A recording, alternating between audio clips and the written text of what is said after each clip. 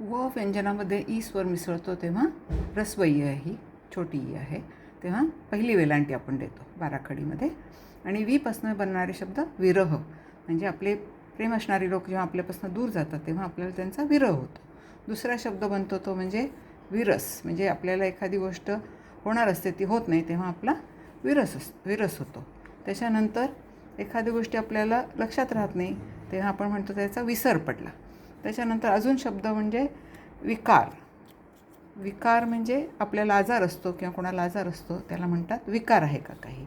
त्याच्यानंतर आपण एखाद्या गोष्टीचा विचार करतो, काही ठरवतो, तो विचार एक शब्द आहे.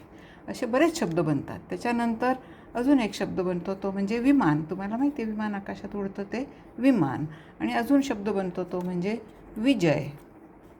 विजय शब्द बनला. तसाच आपण फक्त इथं हे केला आणि विषय, म्हणजे आपण वेगवेगळ्या विषयांचा अभ्यास करतो, एखाद्या गोष्टीवरती लक्ष देऊन शाळेमध्ये करतो किंवा एरवी करतो.